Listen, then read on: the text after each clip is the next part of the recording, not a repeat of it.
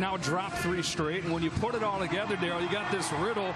You got a first-place team trying to prove that everything's okay. Yeah, you go back to last season, it was pretty smooth sailing there, and then the 10-1 start. But as of late, a couple of bumps in the road, and it's a team dynamic. And let's start with the offensive side of the ball first. They're not having those explosive plays, and they're turning the football over. And what's that done? It's created closer games, so that defense isn't able to get after that quarterback. They've got to be able to change that dynamic here today, get back to those fast starts. Now, it's obviously been a disappointing season for the Giants. Tommy DeVito gave Giants fans something to smile about, but now eliminated from playoff contention. What do the Giants have to play for? They are sick and tired of losing to Philly. Well, you talk about a team who's had somebody's number. It's amazing how the Eagles have played against the Giants for years now, and to change that dynamic here this afternoon, the one thing they do, they've got to have a fast start. They've fallen behind by big numbers in multiple games against the Philadelphia Eagles, and the other thing, they've got to take the ball away. On their 3-game win streak, they've had 14 takeaways. Last week against Seattle, 0. They've got to find a way to take that football away. A lot of questions after that Seattle game. The Philadelphia Eagles can answer all those here this afternoon. One thing that has not been a question is the outcome when these teams face off. Brothers, chart-topping song, getting us set for opening kickoff. Speaking of topping the charts, down to Pam Oliver. Well, Joe, the Giants looking to pull off that Christmas Day upset, but boy, have they been vexed here in Philadelphia. Look at the dominance. They, of course, have won. They have lost, rather, their last 10 games. As we look at the graphic, 10 straight wins at home for the Philadelphia Eagles. Last 4 games outscored 142 to 55. Eagles led 55-0 after 4 drives. It's the NFL. We all know that anything can happen. So does quarterback Jalen Hurts, who told me we're not taking anybody for granted. The Giants, as a team, are very talented. They got moxie, and we're looking forward to this. This Christmas Day ball game, and there are those scores that she was talking about in the matchups last season. It was over just like that. And I'm not talking about just the score in the first quarter. They've got to be better on first down. They've got to get ahead of the change. They cannot let this Philadelphia defense slide into that attack mode. The Eagles started this season 10-1. They've lost 3 straight for the first time in 2 years now, trying to get their season back on track. The Spanish language broadcast is available on Fox Deportes. Eagles won the toss, deferred to the second half. Off we go on Christmas Day from Philly. And it is a touchback. Here come the Giants. And here comes Tommy DeVito. And a few weeks ago, Santa started getting these wish lists with his Tommy DeVito jersey. Santa's saying, who? But this guy's injected some life into him and given Giants fans something to smile about. He really has. He's played well. The number one thing that Tommy DeVito has done is he's taken care of the football. We talked about how important it is going to be for this Giants team to be able to take the football away from Philadelphia. They can't return the favor, and Tommy DeVito has not played that style in his starts. Undrafted, started the season as the 3rd stringer, got his chance at the start of November, and has done some good things for New York. It's Saquon Barkley. Fletcher Cox the tackle. Against this Eagles defense, I mean, they're dropping like flies, especially at the linebacker level. They're down to their 6th and their 7th starting linebackers of the year today because Cunningham is out. So is Morrow. You got Van Sumeren, who's not even played a snap of defense, along with Shaq Leonard, who's just brought in recently. So really it has to turn to that defensive line. That's where the talent is. The back end, the front end. Let those linebackers kind of get comfortable during the course of the game. But this Philadelphia defensive line has to control this game against an offensive line for the Giants that has struggled mightily. Back-to-back Barkley runs. This one dropped for a loss. It is Shaq Leonard, who just joined the Eagles a few weeks ago. A 3-time All-Pro with a tackle for loss. Just a great job of kind of trusting your eyes, watching everything. You see the puller go, and then you shoot the gap. And he's right on the back hip. There's Shaq Leonard right there, 53. This is where Matt Patricia loves to sit. He's got him in 3rd and long, and the guy who was just promoted from senior defensive assistant to not technically the coordinator, but calling the plays, to tee off in 3rd and long. They back off, rush 4. DeVito throws, incomplete. And so much for that fast start. It's a 3-and-out. And we talked about having success during the early parts of a series. They get a positive run on the third down, but it goes nowhere from there. And now that is huge for this Philadelphia team. Now they can come out. Do they get good field position here with Britton Covey back to field this punt and now get that offense jump started? You've got Jamie Gillen as the punter. He, along with just seems like everybody that does something with his foot for the Giants, is dealing with some kind of injury. Down to their 5th kicker today. Well, he tweaked his leg last week when he stepped in to kick a field goal. Good enough, though, to do his job as the punter today. And they activate Mason Crosby to handle the kicking. Britton Covey going to have a shot here on a line drive kick. Covey slips through. Britton Covey into Giants territory. Gets around Gillen. Covey inside the 30. Inside the 20. Inside the 15.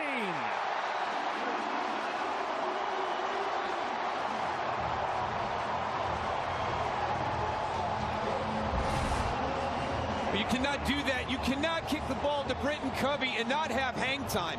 He had too much space. You refer to these types of punts as boomerang punts. They're coming right back at you. And so Covey was one of the top return men in the country at Utah. 5 touchdowns in his career there. Started to emerge as the same in the NFL. Brings this one all the way back to the 13. Where the Eagles will start their first drive of the day. And while the defense has struggled, this offense trying to find itself as well. They've had more turnovers than touchdowns over the 3-game losing streak.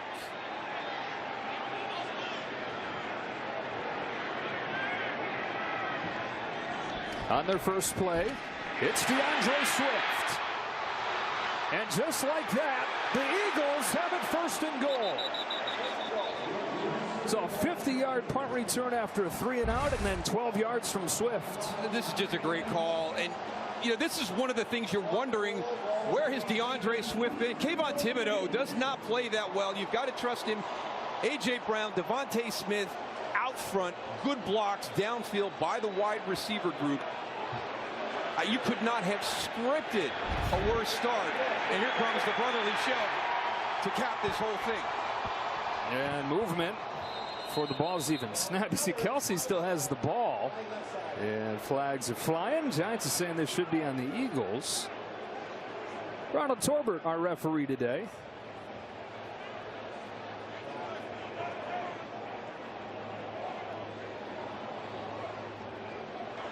There is no foul on the play.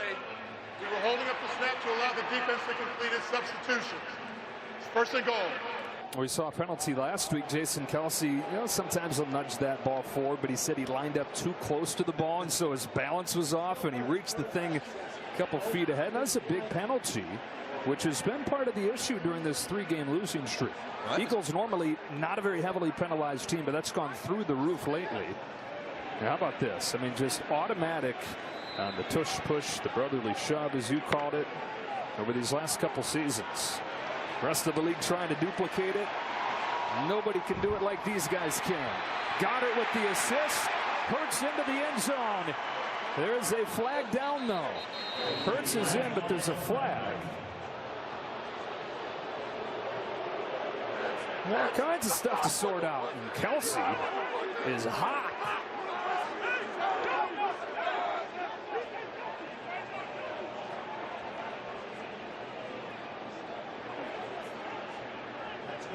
Ruling on the field is a touchdown. Offside. Defense. Already a little bit tippy down inside there. Jalen Hurts plunges into the end zone. He's got the touchdown. Now look at that Giants defensive line. They're inside the football, so easy call for the referees. And it's such a difficult thing to stop. Number one, because the offensive line is so good. Jason Kelsey is outstanding. The movement that he's able to generate in that pyramid, that point of that pyramid, and then when you have a quarterback who squats 600 pounds, that's the missing element from every other team in the NFL. Jalen's dad had him powerlifting at a young age. This dude is a tank. Buying all that, he's in. He's matched Cam Newton, by the way, for the most rushing touchdowns by a quarterback in a single season. 15 of them. Extra point is there, and a picture-perfect start for the Eagles as they try to get their season back on track and try to prove that everything's okay. Well, so far, so great. A 3-and-out produced by the defense. Covey chips in on special teams. Swift to the doorstep, and of course, it's the brotherly shove, the tush-push. 7-0 Eagles in the blue. To remind you to drink responsibly. Covey's 54-yard punt return set it up. Jalen Hurts plunged in for the touchdown, and already it is 7-0 Philadelphia, trying to get their 11th consecutive win over the Giants here in Philly. Really nice job by Britton Covey on that punt. You know, just getting there and getting to field that. It is another hot start to the game, and Pam was telling us about this. Eagles have won the last 4 matchups head-to-head, and they've blown the doors off right away. And it changes, like you said, Daryl, this is something that Brian Table talked about this week. It changes the way the entire game is played. Once you get ahead against this Eagles defense, now they're in their sweet spot. Now they're coming after you with that pass rush. And we talked about how important it is for that defensive line to have a good game today. When they're not having to worry about the run all that much, they can get up the field. That's a scary situation to be in as an offense. Yeah, this is one of the hallmarks of last year's team, right? Those fast starts. It wasn't just against the Giants. The Eagles would get those big leads, and then they had the running game to grind you down. You mentioned the pass rush to put you away. Not much has been easy this year, though. So in the same way that those fast starts changed the games against the Giants last year, the slow starts have changed the games for the Eagles this season. Tommy DeVito and the Giants back to work. Quick throw outside they go, and it's Wan'Dale Robinson, popped by Reed Blankenship. So a solid first down gain, and you know, Brian Dable talking about first quarter being key, first down being key within that. That's a great job right there on first down, and what it was, it's a quick decision. It's easy for Tommy DeVito to come out and get it to Wan'Dale Robinson. He has to be involved in the offense today. Wan'Dale Robinson has to play a big role. He's coming back from that ACL. He's really played well the last couple of weeks, getting back close to 100%. 2nd and 3.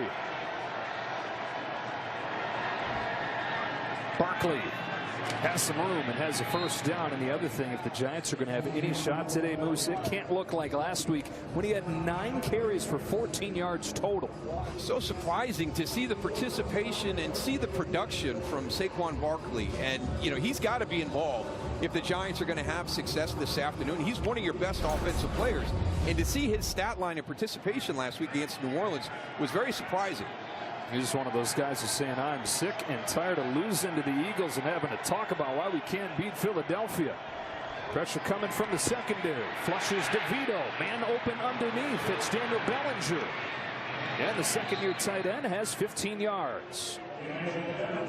And again, he's got to see this quicker. You know, you don't want to give this defense an opportunity. Watch how quick Daniel Bellinger is going to pop for him. You see the pressure coming. That's your solution. His eyes get to the right side of the field.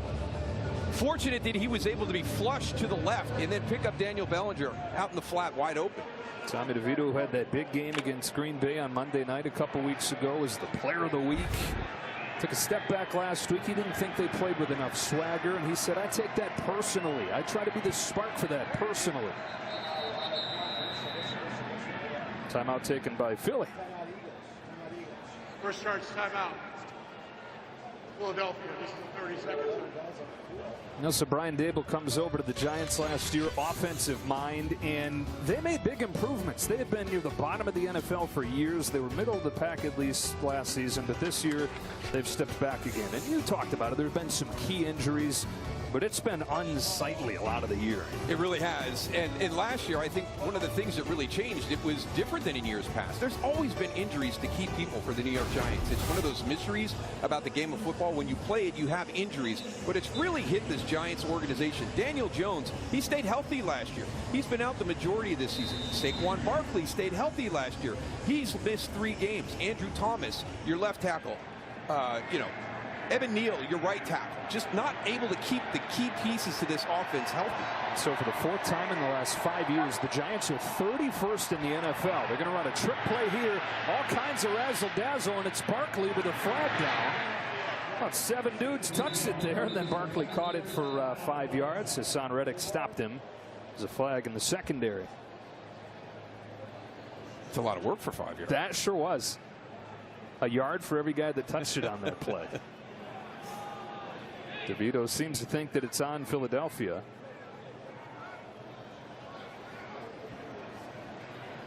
There is no foul for illegal contact. Second down. All right, so that play stands. Giants with a little bit of movement here on this drive.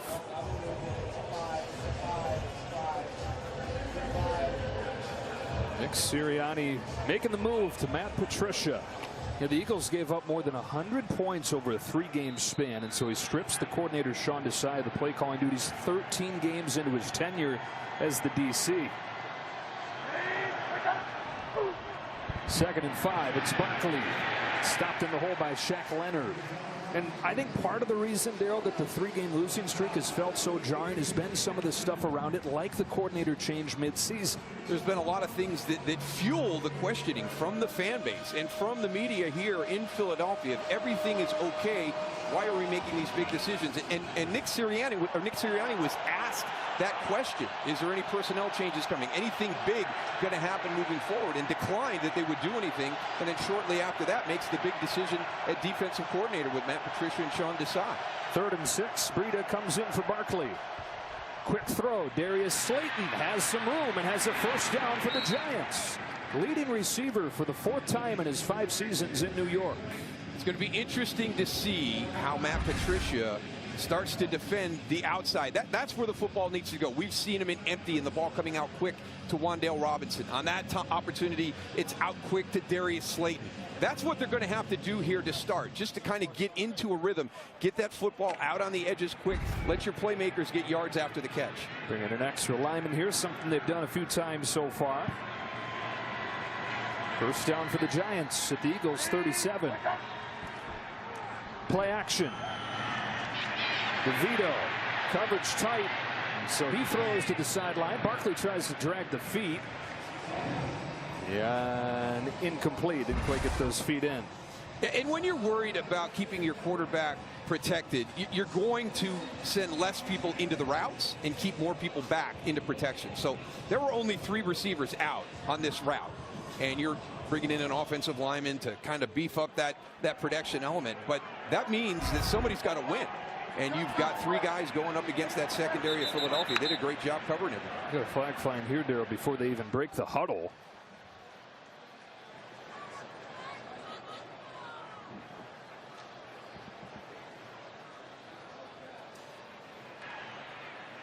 Twelve players in the offensive huddle. It's a 5-yard penalty. Still second down. That's got to just kill you if you're a coach. I mean, heck, if you're a player. Sitting here week 16 of the NFL season, too many men in the huddle. Yeah, just the things that this team cannot afford to do when you play against a team the caliber of the Philadelphia Eagles. You've got to play an almost perfect game. It has to be absolutely clean, and you can't have penalties like that are completely within your control and absolutely all your responsibility. Moves it back to 2nd and 15. Here's another one of those quick throws. Wan'Dale Robinson tripped up by Shaq Leonard. If Leonard doesn't get him, who knows where that thing ends up. They get 8 yards, and it's 3rd and 7. It's good to see Wan'Dale Robinson back. You know, a lot of promise. You know, the game that he hurt his knee, he was having a career day that day. So just that process of getting all the way back here. And when you start to come back and play football, you know you're not 100%. A lot of it is mental. So it's been really good to see him kind of go through that entire process and playing at a high level again.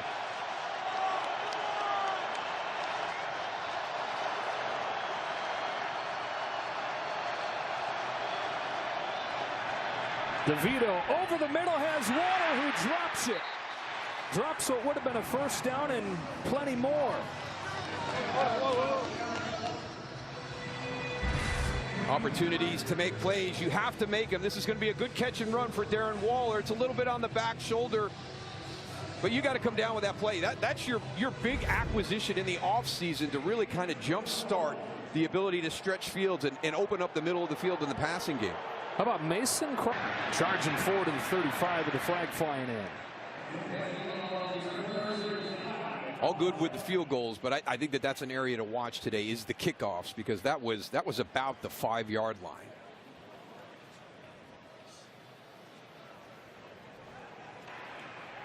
during the return. Holding by the return team, number 39. Penalty is 10 yards from the spot of the foul. Philadelphia's ball, 1st and 10. That goes on Eli Ricks and Jalen Hurts. You know, the Eagles are 10-1. Hurts is playing at an MVP level again, but he's coming off his worst passing game of the season in Seattle, and during the 3-game losing streak just has not been the same. It really has been different from last season. I thought one of the great things about this offense was they could beat you any way that you allowed them to. If you were going to come out and defend the passing game, they were going to run the ball down your throat, or vice versa, and they just haven't been able to get in that rhythm, and I think a lot of it has to do with Jalen Hurts and the uptick in the turnovers. Yeah, here's a false start. Penalties on back-to-back plays. False start. Offense, number 68. 5-yard penalty. It's 1st down. It's on Jordan Mailata, the left tackle. There's a new left guard today. Sewell Petta goes from right guard to left guard because Landon Dickerson had thumb surgery on Wednesday. And so the offensive line with another adjustment. You look at the names that they have, and it's like, man, how can any group like that go into a funk like this?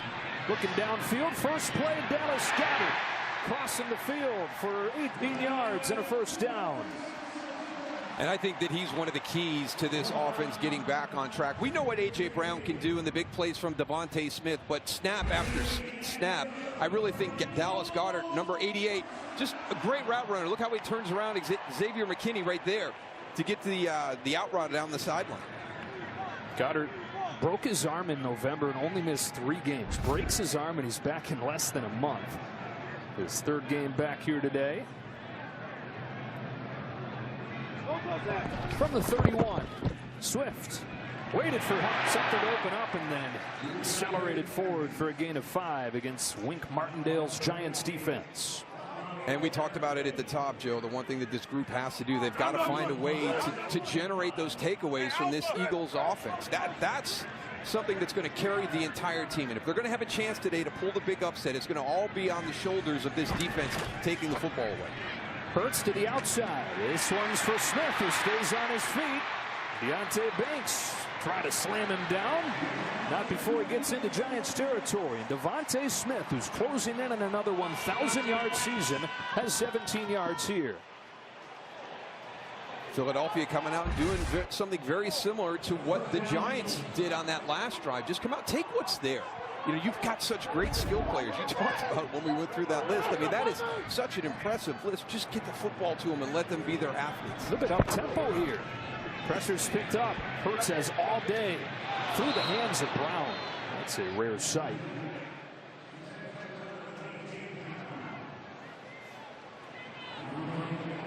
You're talking about the Giants defense has to get takeaways to have a chance. They were doing so at an incredible level during that 3-game winning streak. They had 14 takeaways. Didn't have any against New Orleans and had that winning streak come to an end. But that's an unsustainable style of play. I mean, you're very fortunate when you talk about generating those types of numbers. So, you know, this team has to learn to grow together where they don't have to rely so much on that. But at this point right now, that's going to be their best opportunity. Covey has got the big punt return. It's the ball in his hands here on the quick throw. The former Utah Ute has 7 yards. It's 3rd and 3, and we go down to Pam Oliver. Well, Joe, of course, it's every team's goal to play complementary football, but the Giants understand for now, with their struggles on offense, whatever the team's success may it be based on production from Wink Martindale's defense. He affirmed that, saying it's something you got to talk about. You can see it, he said. He said players need to embrace the challenge of what he said was the need to outplay the opponent's offense and their defense. Looking at a 3rd and 3 here. Always aggressive Giants defense. On the ground, it's Kenneth Gainwell. Nice spin move. 1st down for Gainwell. Stopped by Jordan Riley. Just got enough. That's a nice play by Jordan Riley because there was pressure there. They had an opportunity to spot him short here, Bruce. I'm sorry. Yeah, well. 4th and about a foot. You know what's coming. Go ahead and finish what you were saying. Jalen Hurts wants crowd to quiet down. Finds his spot. 1st down.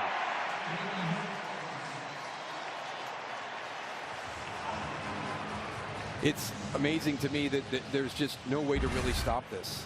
And now they're starting to put some adjustments off of this as defenses try to do some different things. I mean, I don't know what you do. I think the only thing you could possibly try to do is to try and stop that offensive line. Do you kind of come in and just, you're not even trying to stop Jalen Hurts, you're trying to stop Jason Kelsey and Cam Jurgens and Sewell Opeta. That's who you've got to stop. 2 for 2 doing it today. 23 out of 24 this season. Drive continues from 35. Gainwell again. Stopped by Riley.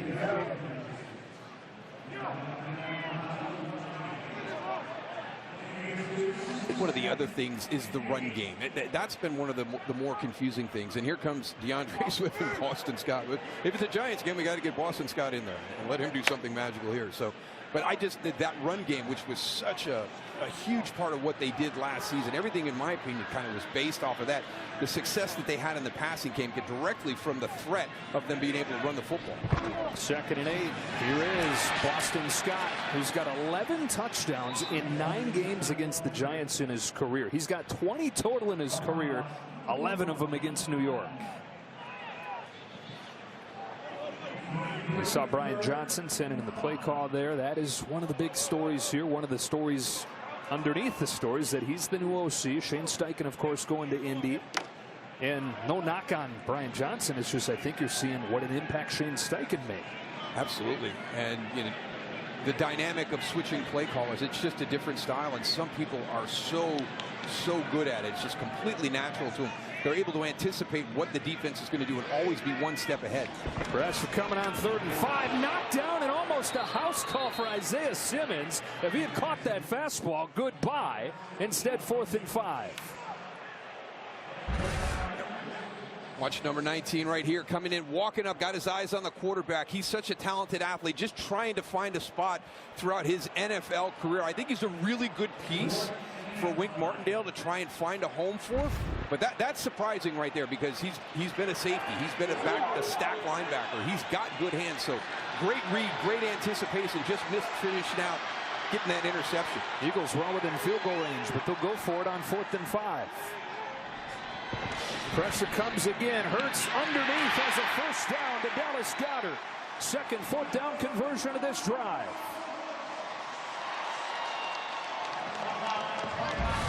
Just too much coverage. I mean, it's 4th and 5. Look at the cushion that you're allowing Dallas Goedert. Good location by Jalen Hurts, getting that to the outside. If Xavier McKinney's going to make a play on that, it's going to be from the inside. Just way too much cushion on a 4th and 5. Goddard has his 2nd catch. And it's first down at the 24.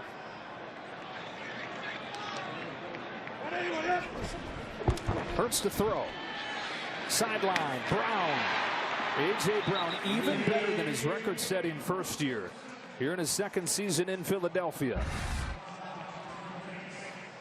I know that you're worried about the ability of these guys to get behind you, but right now this is a really nice game plan being called by Brian Johnson. We talked about that play caller skill, and this is what New York is doing on the back end. They're playing soft. They want to keep everything in front of you. So let's take the yardage that they're giving us right now and see if we can get something bigger later on.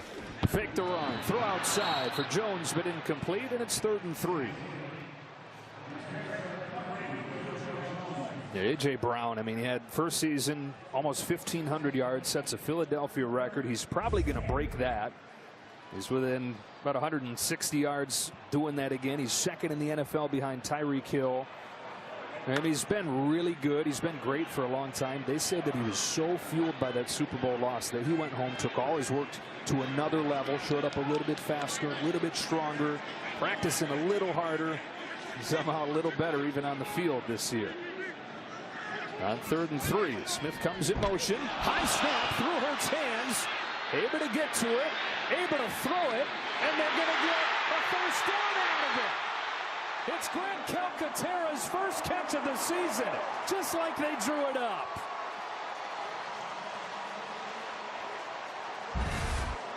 This is amazing. I mean, we talked to Wink Martindale and asked him about the offense. You know, it's a speed and space offense. It's really, really hard to defend those skill players. But then you got to defend the second play. And normally that's just a scramble by Jalen Hurts. This is unbelievable for him to get back there, pick that football up, keep his composure, and then deliver a football to be able to be caught in advance for the first down. To a guy who doesn't have a catch all year.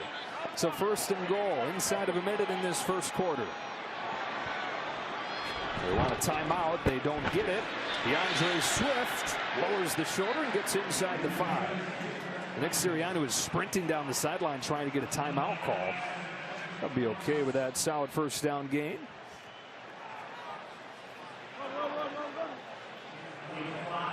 Brian Dable, all the talk this week about got to change the start of the game. Got to get off to a faster start. It was a disastrous first couple possessions.